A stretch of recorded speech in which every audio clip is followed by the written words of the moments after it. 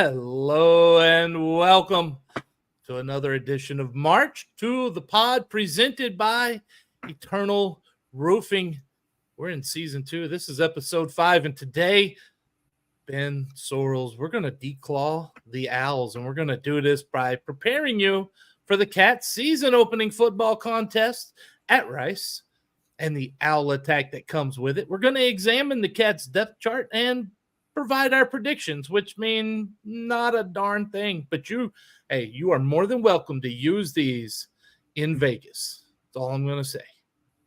I'm your host and producer, Corey Hogue, the non-FBS insider at Dave Campbell's Texas Football. Find me on your favorite social media channels at Corey Hogue Sports. That's all one word, CORYHOGUE Sports. The knowledge of this show, by far, is provided by the creator and manager of Sports of SHSU. Again, all one word. He's on Twitter and Instagram, Chief Operating Officer of the Cat Fund, proud Bearcat alum, and a man with a real job, Ben Sorrells. Ben, this is exciting news today. But it's a little hard. I'm not going to lie. This is tough, right? Like, it's been a week. And I've had to give my wife credit all week. It's a tough week at the Hogue house. Oh, it's horrible for me. We're live on Facebook. We are. And the reason is because my wife put out a call to action where she said, hey, go like this so they can go live on Facebook. And we went from 54 to, I believe, 120 or over 120 now followers on Facebook. She more than doubled the audience. So, in honor of her today, I wear a Rutgers hat. That, you know what? It's the least I could really do. But the problem isn't that we're live on Facebook. That's great. The problem isn't that it's been a rough week for me in the house. The problem is I'm never going to live it down, Ben. That's the problem. Yeah, for those that are new to the show, I mean, those that have been around for a while, they might know that a Rutgers hat is a normal thing. But if you're new, tuning in on Facebook for the first time, you might be wondering, why the heck is this guy on the Sam Houston podcast wearing a Rutgers hat? And so I'm glad Corey could give some context to it. You see, I married a woman who grew up in New Jersey and is a big Rutgers fan, loves her Rutgers football. Do not watch a game with her. It will drive you nuts. Play one, running play up the middle, she's going to yell. It starts. First offensive play. If the kickoff return does not go for at least 20 yards, we're gonna it's gonna be pessimistic to start, Ben. You ought to watch a game with her. I should record one sometime. That would be fun, yeah. Let's do it. Who does Rutgers open up with this weekend? I haven't been paying a lot of attention to Rutgers. Yeah, I don't know, but hey. While we're here, let me look up and find out their schedule. And let's see. Okay, Rutgers opens up with Howard. Oh, tomorrow that's a win for. I think that's the first game of the day tomorrow too on the Big Ten Network. Now that I think about it, because it always shows up first when I look at the games that are going on for the rest of the week. I think it starts at 4:00, 4 or 5. Yeah, it's early. Yeah. They got Howard. That's a win. They have Akron. That's a win. Mm-hmm. At Vautech, I think they're competitive in that. Home against Washington, there's a loss. At Nebraska, who knows? Home against Wisconsin, that's going to be an ugly one. Home against UCLA, they have a chance against the Bruins. At USC, man, who knows what the heck is going on with USC out there, right? I don't know anything about the Trojans. Home against Minnesota, PJ Fleck. You know, that's a pretty good team. That's going to be a hard one. At Maryland, that's actually the big rival for Rutgers. So there's that. Then they host Illinois, another winnable game. Then they go to Michigan State, and God forbid, that is the worst week of my life every year, Ben. Why is that? Because there are two people I know that like Big Ten teams. One is my wife, and the other one is Mallory Hartley. Yep. and those two, like, I don't know, but one year My wife made a cake because Michigan State won a couple years ago. She made a cake that when you cut into it was green, but it had both Michigan and Rutgers like logos. It was really well done. I say it's the worst week of my life. If I'm getting food, I can't really complain. Especially cake. Yeah. And then, here's our weekly random tangent. We're on Big Ten scheduling stuff. But speaking of UCLA, the one thing we know about them is they're located in LA, according to their head coach at Media Day. So I don't know if you saw that, but that was hilarious. How long's he lived there? He went to school there. He's been an assistant there for a while. So I don't know. A while. He just figured that out. Congratulations. Yeah, he opened by saying, "We're UCLA with USC. We're both in LA. I'll take any questions." So that was very interesting. That is. You know what? I do have Rutgers in a bowl game this year. I'm going to give them 6, maybe 7 wins. So that's my Rutgers prediction, knowing absolutely nothing about any of these teams. Sounds about right. That's what it is. But hey, big thank you to Alicia Hogue and all of her Facebook friends who decided to come follow our page, because we're now live on Facebook. Now, here's the problem also, Ben, the other thing about this. How many of them are going to see my face and go, "Oh crap, no, I didn't mean that," and unfollow? We need to get people really liking this is what we need, man, because we can't depend on these people. Could leave in a hurry as soon as they see my face. Yeah, they were expecting to see your wife, not you. Probably. Yeah. That's great. Hey, I have better news. Much better news, Ben, and that is that our friends over at Eternal Roofing, Taylor Andrus and Company, they have decided to continue as our presenting sponsor for another year. Woohoo! I was waiting there. Taylor Andrus and the team we're going to keep giving you applause. That's what we're going to keep doing, because we're producing today. That's what's happening. Anyway, back to our friends over at Eternal Roofing. It's for some reason, Taylor Andrus said, "Yeah, I'll do this for another year." Look, let me tell you a little bit about our friends over at Eternal Roofing and what they're going to do for you and why we are so happy to have them as our presenting sponsor. They're going to give you commercial and residential roofing and general contracting services throughout the Hill Country in the Houston area. But they do this in the best possible way. They're going to give you a free detailed roof inspection. The service is always fast, professional. There's no pressure, no high-pressure sales pitch. The exceptional workmanship warranties, they do it all. They really do, and they are absolutely tremendous. And so we are very, very glad to be teamed up again for another year with our friends over at Eternal Roofing. And if you're watching on Facebook, Twitter, or YouTube right now, you can see the number at the bottom of your screen. If you're in Montgomery County, call 936-215-8539.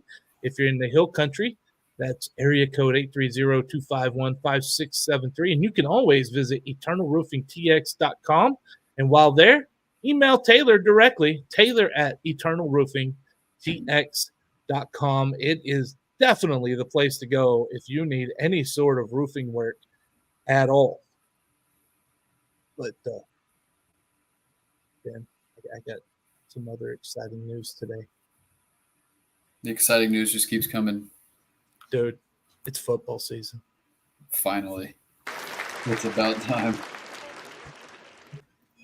Yeah, it's football season. It is here. I actually have already been at a game on national TV. I'm not bragging, but I am. So there's that. We're going to start off here with football season. We got our first depth chart from Sam Houston this week. And there it is. If you're watching on any of the 3 platforms that we are streaming live, there it is. I would like to say that we have comments from Alicia Hogue. Welcome, and 120 followers. So I'm glad to know she's listening. and still helping me out here to keep me on track. Thank you, sweetheart. As we look at the depth chart, Ben, I want to start with the quarterback room. And when you look up there, it says or, and, you know, let's listen to what Casey Keeler said at his press conference about why. Listed or nor. I mean, so we're not going to, tip our hand. But I've been really pleased. I thought Keegan played really well last year. I think, he hit a ceiling. I think some of the guys we have competing right now have a little bit higher ceiling. And I'm hoping that, we play even at a higher level this year at that position. So it's been a battle all during spring it was and pretty much to the end of training camp. We really haven't settled in on a guy until just recently. And I guess, again, you're going to see that, open and play the Rice game. But feel good. I think we're in good hands at the quarterback position, and I think we have some depth there too.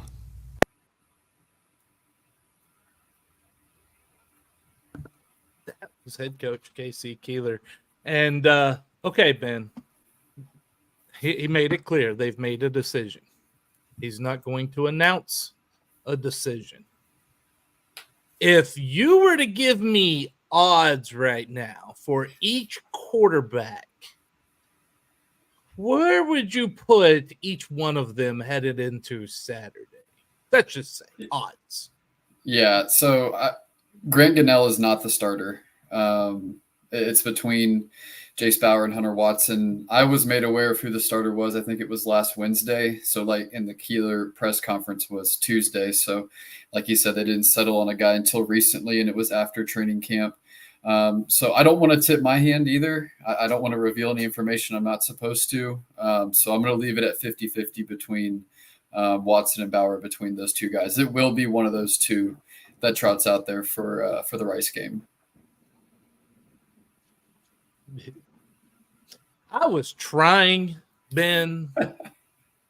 I was trying to phrase the question to where you could give like a little hint, but no, you just went straight inside info, Ben. Right there you go. Huh? Hey, I'm trying to do it the way I was told to do it. The way you were told to do it. There you go. All right, so it's not Grant Gunnell. What do the other two guys, what do they bring? What are the differences, if anything, between those two and what they're going to bring to the offense? Yeah, you're talking about between Watson and Bauer? Yes. Yeah, I think the difference between the two, I think experience level, they both come in with about the same amount of experience. Watson being at the JUCO level, Bauer being at the FBS level. Skill sets are pretty similar. Watson is a little more mobile and dynamic than Bauer is. I think he's got a little bit more of a live arm than Bauer does, but he's got quite the build. Not that Watson doesn't. He's 6'3", 210, but Bauer's big, and I mean, he can run it between the tackles if needed. I think he's really good at the underneath and short routes. Struggled a little bit with the deep ball, I think, last year, and I think Watson maybe has a little bit of an edge there, but I think Watson opens up the playbook a little bit because he's a little more athletic, and I think Bauer, he's great with his legs too, but I think he's able to run it between the tackles a little more if needed, more than Watson can. So both dual threat guys. I think Bauer's maybe a little bit better underneath, and Watson a little bit better with the deep ball. Both good with their legs. It just depends on what you want to do with them. So two pretty similar guys. All you just told me is we're going to need both of them this year. And I think so, right? I agree. And I think whoever isn't the starting quarterback is going to be used even in week one with the kind of trapper panel package, where if it's 4th and 1, you might line both of them up out there and maybe you quarterback sneak with one of them, or whoever it might be. Trapper would always come in on 4th and 1, and he would be the guy where he's a threat to pass it or run it.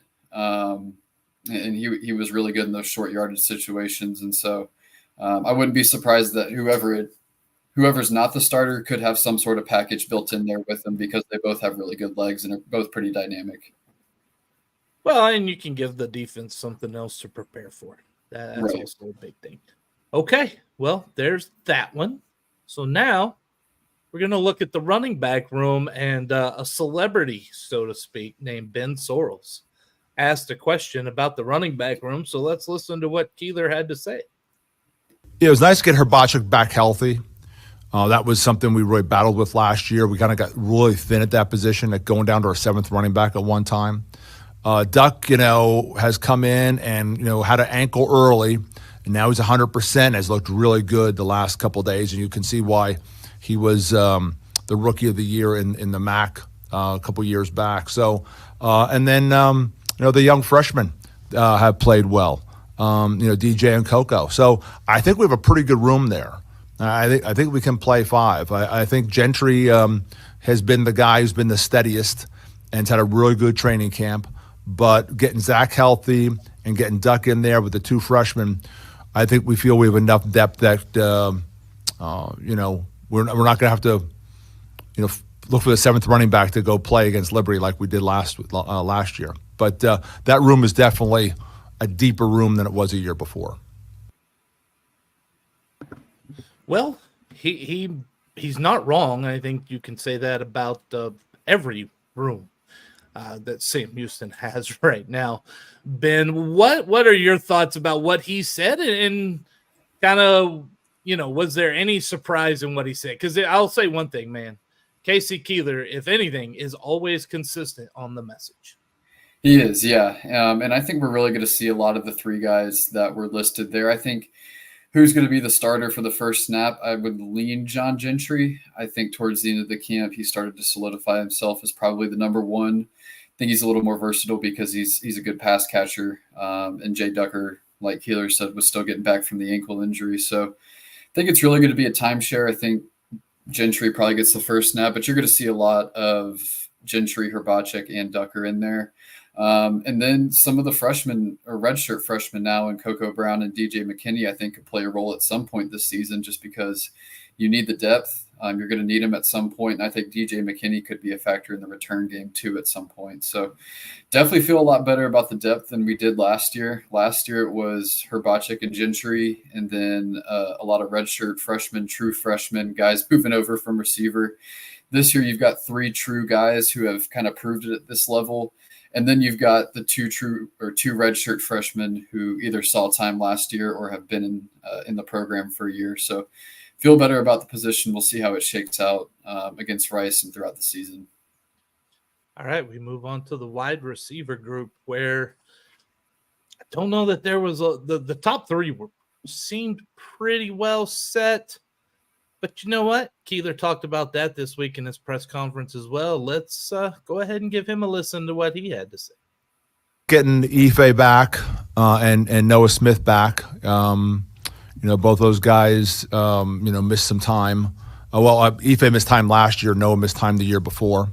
And, Quavez Humphreys finally is healthy. And so we feel really good about the receiver position. We think that's a pretty deep room. Simeon Evans has played really, really well.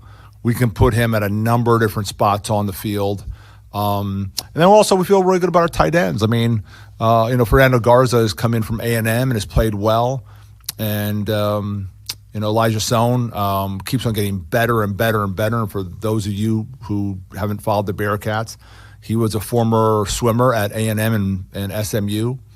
And yeah, I did say swimmer, and walked on at our place, earned a scholarship, beat out our starter last year, and he just keeps on getting better and better. Offensive line is pretty much intact from last year, and you can see we're definitely more physical, we're bigger. So yeah, I mean, I think there's a lot of positives with that offense moving forward. Defensively, we lost one of the great players in the history of this program, Trevor Williams, but we're probably better at linebacker in terms of the overall, room. And I think we found a couple of D tackles, maybe 3 or 4 that are going to play some pretty good football for us this year. So I think we did a good job of, each position group we actually feel that we've gotten better at. And so that's why I said this roster is significantly better moving into this season. And hopefully that pays some dividends for us. Again, he is nothing if not consistently on message. Ben, he always is. Anything, he mentioned everything, and we're going to run through all that here as we go. But let's start with the wide receivers. Was there anything that stood out what he said about that group? Yeah, nothing too much. Obviously, it's going to be really fun to get to see Quavez Humphreys in a Sam Houston uniform for the first time. I think one thing that not a lot of people realize is the depth that Sam Houston has at wide receiver. So you listed 4 starters at receiver, and one of the backups there was your second leading receiver last year, Malik Phillips, who I think had 400 yards receiving and 3 or 4 touchdowns, if I'm not mistaken. So he's your 5th receiver in that room, and he's a guy that can really play at this level. So the depth and talent at this position is it's incredible. I mean, I really think it's probably the best wide receiver room Sam Houston has probably ever had, and they've had some really good ones in the past.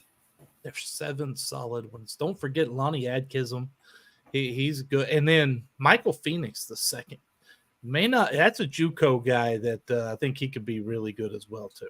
Yeah, he had 900 yards at Kilgore last year. And then I would throw Jay Rockwell in there, too. Jay Rockwell scored the game-winning touchdown against Kennesaw that put us ahead last year and played quite a bit. And he's probably your 8th or 9th guy. So, I mean, the depth there is it's tremendous. For reference, you have the national championship quarterback on the roster, and you have a national semifinalist wide receiver on the roster as well from JUCO game last year. Your left tackle is also from Iowa Western. So okay, yeah. Well, and speaking of that, that's where we're going. Good segue, Ben. It's like we almost had a production meeting that never happened. Right. In this, we've been talking about the offensive line quite a bit. It doesn't feel like there were any surprises on this. Did anything stand out to you? Yeah, nothing really too much. I know Luke Eckert at left tackle is listed as an or there, but if you read more in the game notes, it says there's only one newcomer to the offensive line this year to the starting group, and it's Luke Eckert. So they didn't list him as a starter, but 2 pages later they called him a starter. So thought that was interesting and a little funny. So would look at the right tackle situation going into Rice. We'll see what happens there. I think Orion Irving is going to be okay for week 1, but a name to watch there too is Rhett Larson. Rhett Larson had a very good spring, very good camp. And so if he goes at right tackle, then I think we'll be okay. But yeah, I think the offensive line is going to be, I keep saying right, probably in the middle of the pack, Conference USA kind of offensive line. I really love those little SID tricks that they check. If you read the game notes, sometimes you're going to find out answers to questions. Love that. All right, defense. We're going to start with the top name on the list for one reason. A starter at defensive line on the defensive line, Chris Murray from Wichita Falls. Yep, there we That's go. Right. There's a lot I of haven't gotten Keeler to say it yet, but listen. There are a lot of Wichita Falls people that have liked our page on Facebook and helped us get there. So we're going to keep giving Chris Murray shout outs all the time. That, right. We're live on Facebook because of Wichita Falls right now. Think about that. Shout out Wichita Falls. And we got a comment, I think, on YouTube. I'll address it real quick. Visitors locker room progress. I was there final training camp practice, so a little over 2 weeks ago or so. Maybe a week and a half ago. I think it's going to be done for Hawaii. My biggest concern for the stadium is the ring around the turf. It is mud after the recent rains right now, so I don't know how we're going to get concrete poured in there in the next 2 weeks. We'll see. But I think the visitors' locker room is going to be fine. They've still got about 2.5 weeks on it, and they were making some pretty good progress and working on it when I was there. So not too worried about the visitors' locker room, but the ring around the turf, and if they can get that concrete poured, it's going to be a tight deadline, to say the least. Yes, Brian, thank you for that comment on YouTube. Really appreciate it. And thank you for watching as well. And yes, Keeler talked about that at his press conference. I did not clip that because, I'm a failed producer, but it is what it is. Sometimes but he did talk, and what he mentioned was how they're having team meetings while their construction's going on. And, he is comparing, and we might as well go on to this for just a second, Ben. He's trying to get a comparison right now to the 2021 spring team. No locker room back then, COVID. I understand there are some similarities. Number one, this team is a lot better than that team was. And number two, the competition is a lot better as well. I feel like when you start comparing it to that maybe that could have some negative effects on the fan base as well. I don't know. I think it's kind of a positive obviously you don't want to have to go through these situations, but I think the culture at Sam Houston has always been great. And adding in these kind of obstacles that you kind of have to fight through, I think makes the team grow even closer. So I think it's fan frustration. You don't want to see your team have to go through that, but it feels like every time this team has to go through something that's an obstacle, they turn it into an opportunity, like Keeler said. So for the fans, it's definitely frustrating that you have to see your team go through it. Part of the process, that's for sure. But I think the team somehow always turns it into a positive. So on the team side, I'm really not too worried about it. I'm not worried about it on team side either. Keeler does a great job of managing the locker room. Okay, we move on with the defense linebacker crew. It's pretty darn good. Isaiah Nixon, Kavion Gaither, Trey Fields, Sincere Jackson. Keeler talked about how he reminded us how when Trevor Williams was out a couple of years ago, Kavion Gaither was the WAC player of the year, defensive player of the year. So obviously there's not a whole lot of drop off. There will be some, but overall this linebacker room, and as we keep going through, you look at the defensive backs as well. The depth is definitely better. I feel better about this team going into this year than I did last year. Oh, absolutely, especially on the two deep side of things. And I know there's 4 linebackers listed. The team's mainly going to play out of a 4-2-5 base personnel, but Skylar Cassidy does like to kind of adapt to what the offense is doing. So you might see some different formations out there. I know Sincere Jackson probably isn't a starter because it's the 4-2-5 base, but when they go to a 4-3 look, he comes in as a Sam linebacker and turns into kind of a quote unquote starter if you go to that look. So just clearing some of that up for the fans on there that are new or want to know about the new defensive alignment for this year's team, but love the depth. I mean, just across the board, there's some guys that aren't even on the 2 deep that there's 1 or 2 that I thought would have made the 2 deep in the DB room. Joe Swin, Oregon State transfer, played a little bit there last year. Jalen O'Neal coming over from ACU. Staff is really high on him. They didn't even make the depth chart, the 2 deep depth chart. So I think the depth across the board on the defensive side and really for the whole team has improved since last year. Yes, no, I agree. And, you look and we talk about, okay, when you talk about positions, this is one of those things, Ben, where it's a new age of football in 2024. And it started a few years ago with the Micah Parsons effect, that linebacker, defensive end, edge guy. What can they be? This really could be a 4-3 with Nixon being the edge guy right there as well, right? Like, yep. I mean, that's the thing. Like, there's a basketball coach at West Texas A&M, Tom Brown, who puts everyone's position as guard because he says at the end of the day, everyone's a guard. I feel like that's where we're getting with between defensive line and linebacker. Right, and a guy like Isaiah Nixon, he's a guy that if you have to, you can even stand him up a little bit in somewhat of a 3-3-5 formation. He can give you a little bit in pass coverage if you really need it. Obviously, a great edge rusher, but has played a little bit of true linebacker, so he's definitely a versatile guy.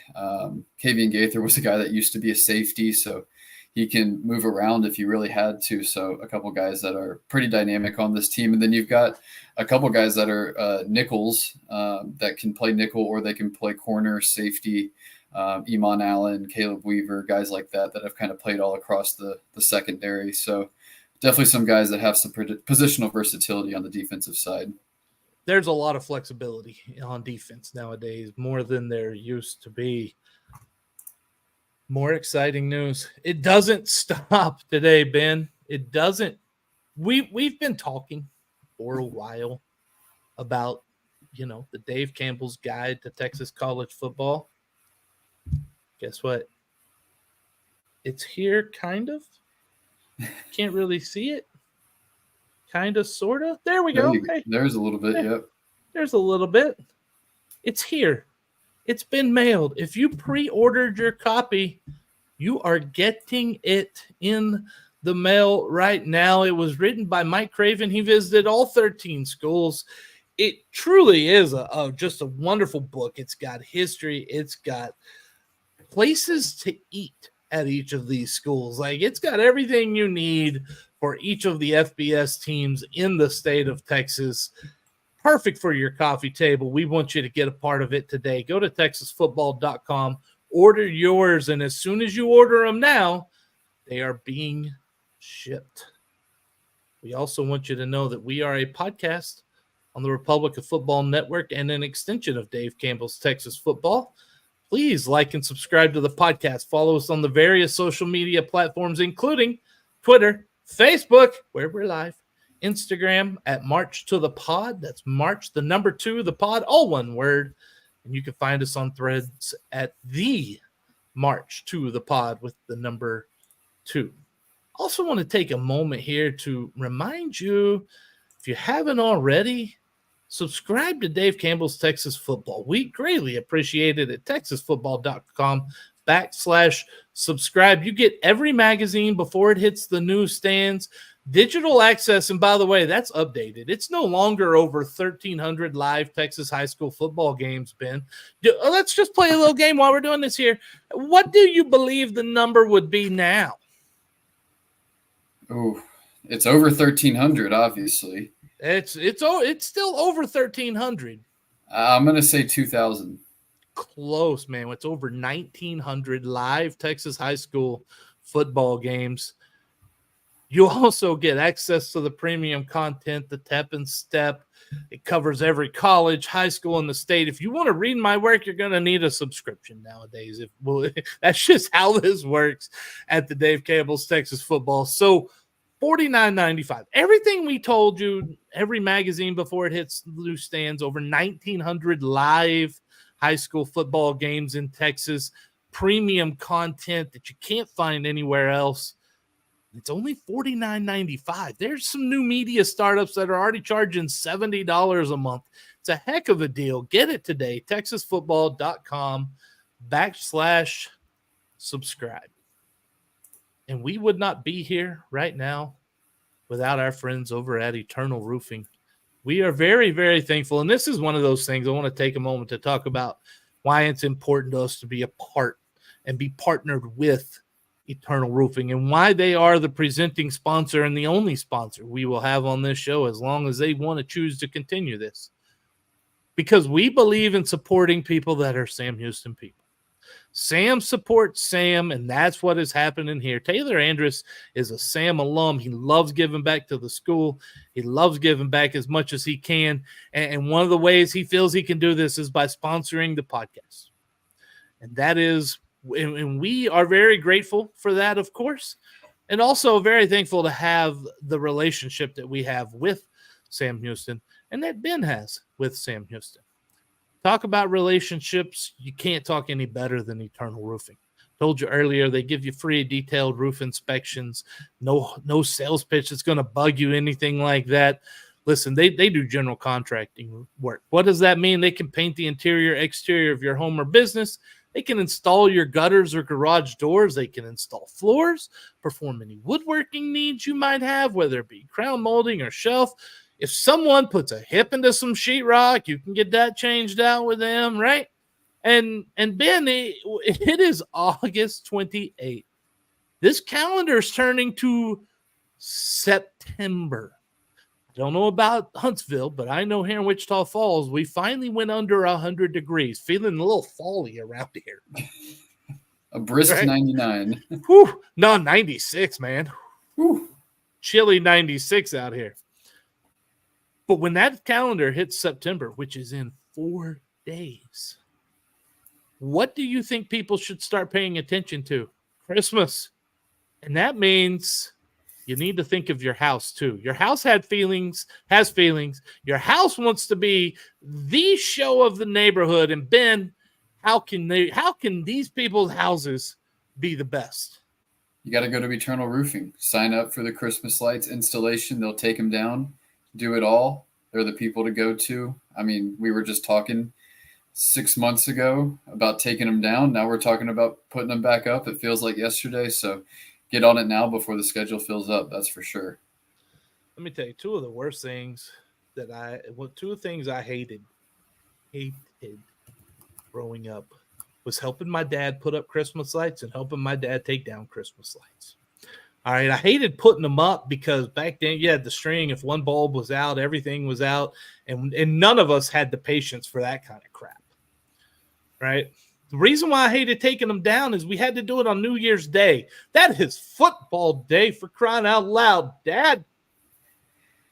And now I don't have to worry about that. Eternal Roofing will come do it for me. Jeez, Ben, it's a heck of a deal. So give them a call. Throughout Texas, the Hill Country, San Antonio, Houston, they can help you. If you're in the Hill Country, you can find them area code 830-251-5673. Montgomery County, that's area code 936-215-8539. You can always email Taylor, and you can do that by going taylor@eternalroofingtx.com. Hey, Ben, we've been talking football today. We have. And do you want to know something? What's that? We have more football to talk about. But this time, we're talking about those that need to be declawed. We're going to talk about the Owls, and they put a 2-deep up, and this comes directly from their game notes. And I really had to give it a second look and make sure that was not Sam Houston's 2-deep. I know. I did think about that also. Yeah. Okay. So let's talk about let's talk about Rice a little bit. Catch people up on them. They have high expectations this year. They had a bowl game appearance last year. They went and lost to Texas State. This is a contract year for Mike Bloomgren, the head coach. And our own Mike Craven says it's bowl game or bust, while he picked them 6th in the American Athletic Conference in the summer magazine. They do return a lot. And he said he could see them getting up to 7 wins. Let's just call a spade right now. They're marked Sam Houston down as the first win. Everyone in this country has marked Sam Houston down as their first win. We'll get to our predictions in a little bit. But for them to get a win, we got to know what to look for. Offensively, Ben Sorrells, you have been in touch with some people over at Rice on the Republic of Football Network. What do you know about this Owls offense? Yeah, it's an interesting offense. They return a lot, but at the same time, there is a lot of change, especially for week 1 with some notable injuries, which I'll get into here in a second. But JT Daniels was their quarterback last year. Very good quarterback for them. Maybe one of the best they've had in program history. Had a great year. They replaced him with EJ Warner. And so he's coming in from Temple, and he was a starter there for almost 2 years. Starter all year last year there, and was pretty good. So he comes in as a starter, son of Kurt Warner. So he's there at quarterback now. I don't think he's JT Daniels, but he's probably close, maybe about 80%. He's not. He's EJ Warner. Yeah, that is true. Just going off the name. So yeah, he's not EJ Warner, or he's not JT Daniels in name or in skill level. He's probably about 80% of what JT Daniels was last year. Next thing to know is Connors at running back. He was their lead running back last year. Good player, can do a little bit of everything, catch out of the backfield, good runner as well. The thing to know with him, put up a lot of numbers last year, but his backup and kind of the guy that ran with him at the running back position is gone, and they don't really have a proven number two. So it'll be interesting to see what he can do as a true number one, to maybe where he can't get a breather as much this year, but he's definitely a threat and a guy to watch. Wide receiver position, they lose Luke McCaffrey, who I think had 110 targets last year, 13 touchdowns, 1,000 yards, third-round draft pick. I mean, really just an incredible player. I got to see him live a couple times, just being at some Rice games the past couple of years, and just phenomenal player. So you lose him, and the big question on offense is what do you do to replace him? Because, I mean, 100-plus targets is that's a big void to fill. And so they brought in Ty Bowman from Florida, but it sounds like he's out for the game on Saturday.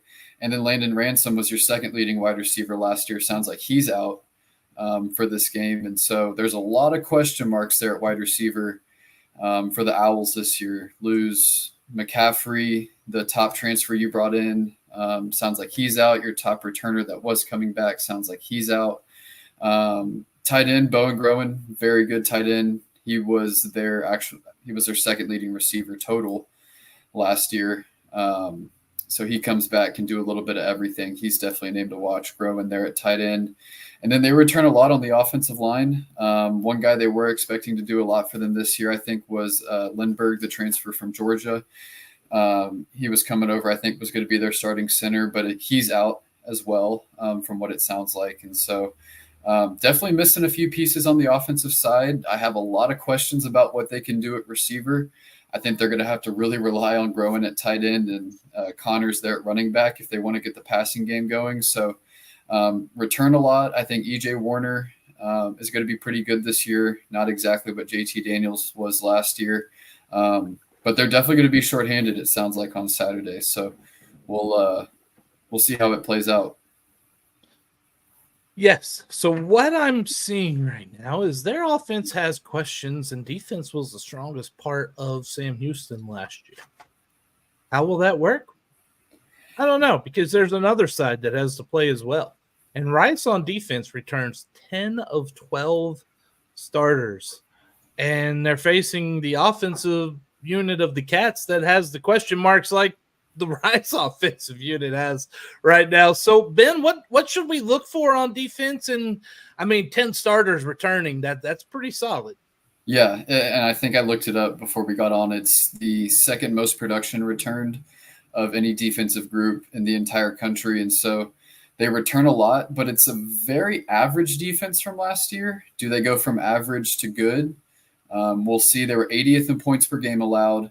They were 92nd in TFLs, tackles for loss, and 52nd in yards allowed. So they were kind of the definition of an average defense. Obviously, they return a lot, which means a lot in college football. The continuity and guys getting a year older can definitely do a lot for you. So we'll see what it looks like. I think Piercy, their edge linebacker, is a name to watch. I've been really impressed with him, watching him and kind of reading up on him. So he's a guy to watch there on the edge. But, we'll see what the group looks like. It's pretty much the same group as last year. Brought in a few transfers, but none of them are listed as starters. And so largely going to look like the same group they had last year. All right. Well, that is good information. That is great stuff to know, Ben.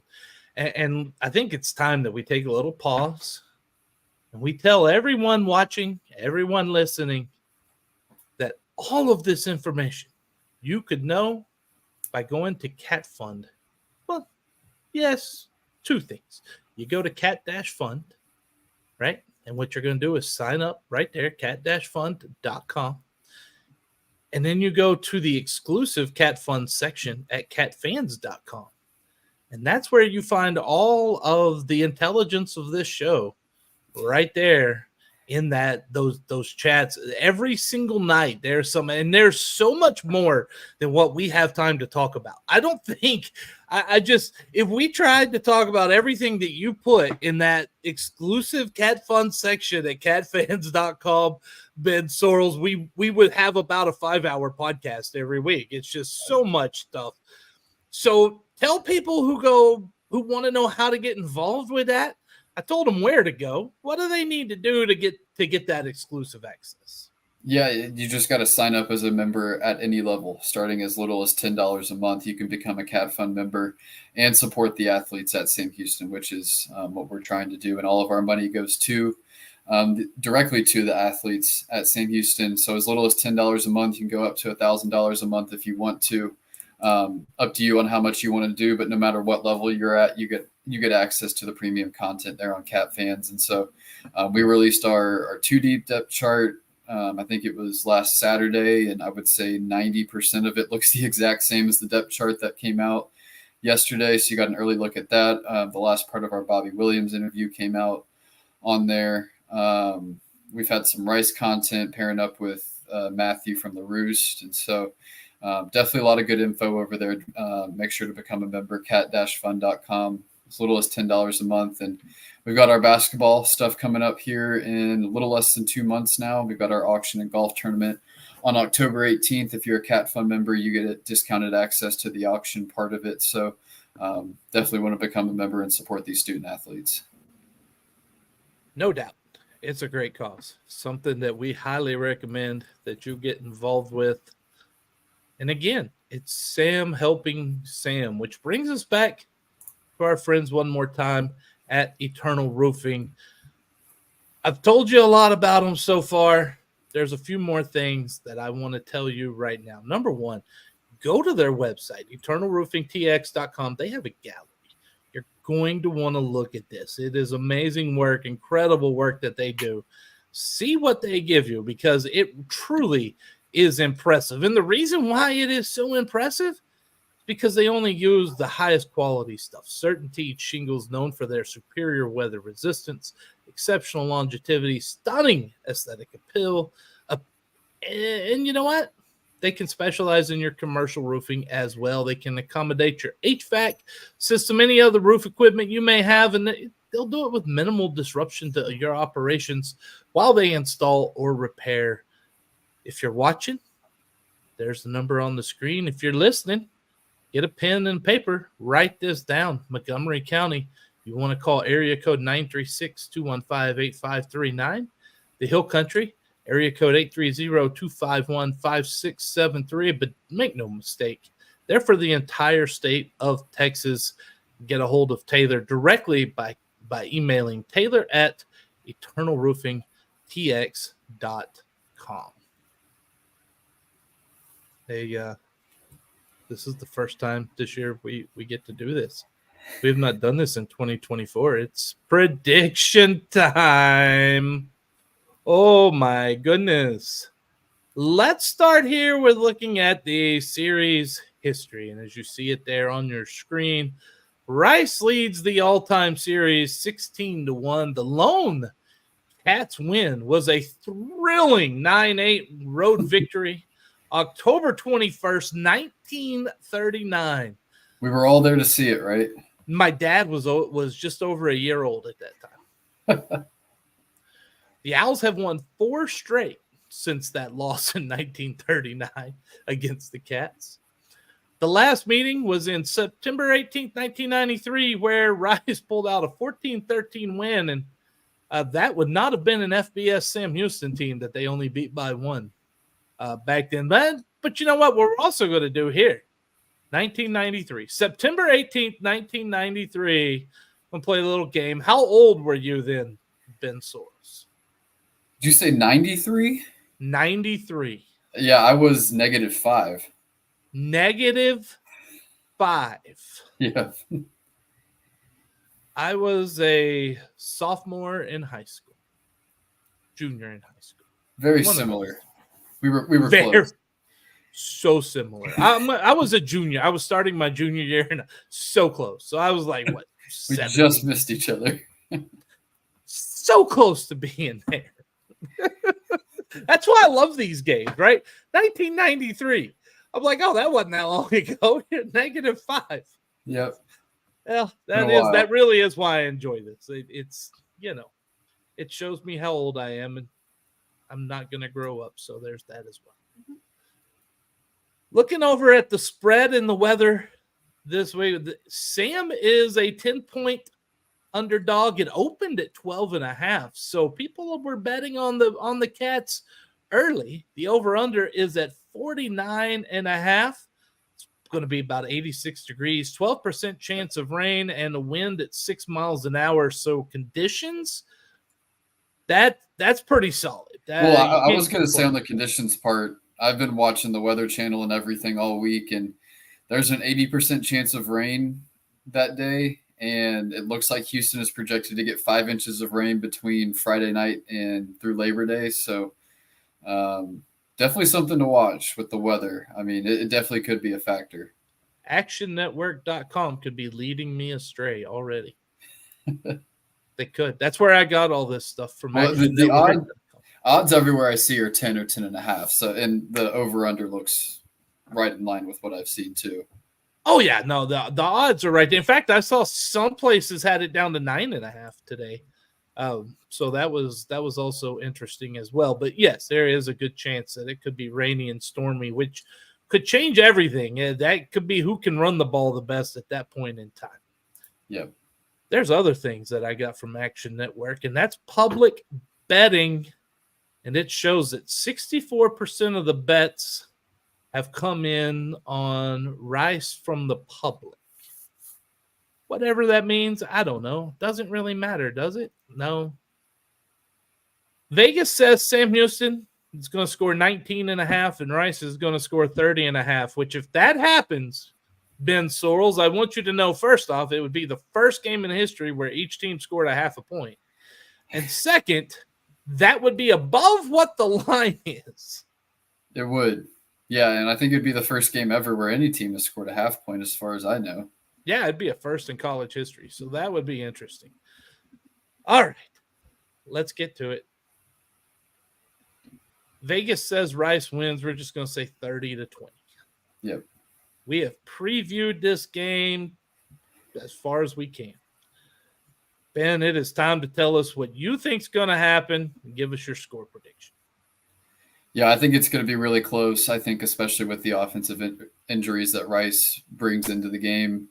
I think I'm still going to pick Rice. I'm going to say it's a 24-23 game.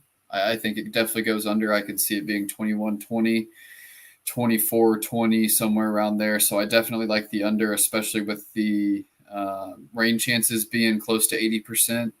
Definitely looks like rain could be in the forecast. But I think it's going to be really close. I like what Sam Houston has. Rice not being very prolific offensively, I think could definitely benefit Sam Houston. I think I went 4-8 picking us last year, or in my picks last year, mainly because I did pick us to win a lot of these close games. So I'm going to try to reverse my fortune this year by picking the other team, and we'll see if I can sway it. But yeah, I'm going to say 24-23 Rice, I think.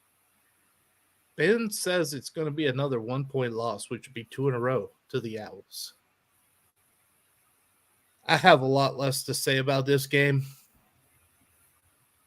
but let me give you my score prediction. I got Rice 28, Sam Houston 17. 10.5 feels 10. It feels like a good number. Really does. I could see it being closer. I could see a 28-24. Listen, man, I am still someone who lived through last year's Sam Houston offense. And after living through that, I need to see proof that it has changed. And I sure hope to see it.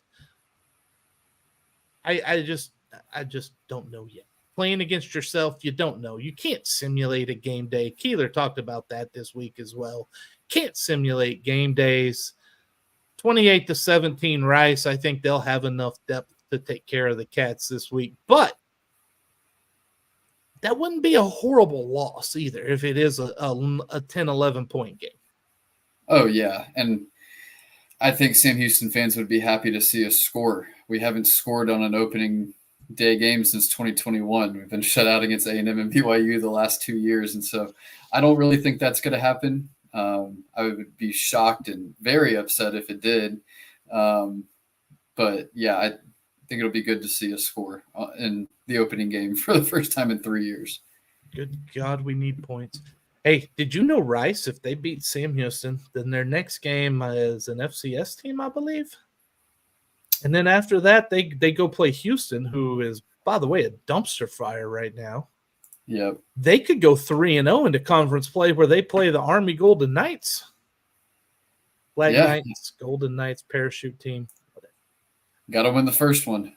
Got to win the first one, which means you've got to score more than Sam Houston, which means the Cats have got to at least score some points this year, Ben.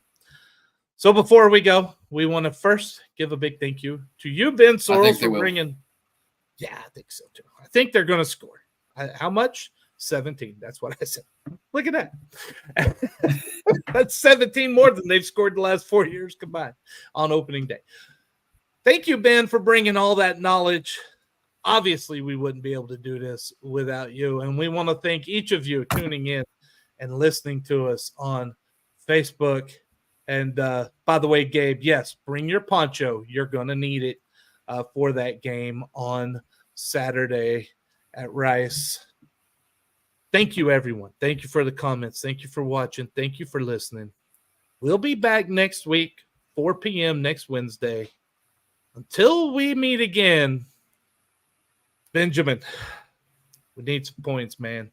Take us out with something that's going to get us some points.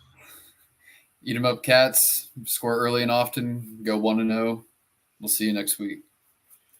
Score quick. Score fast. Score forever.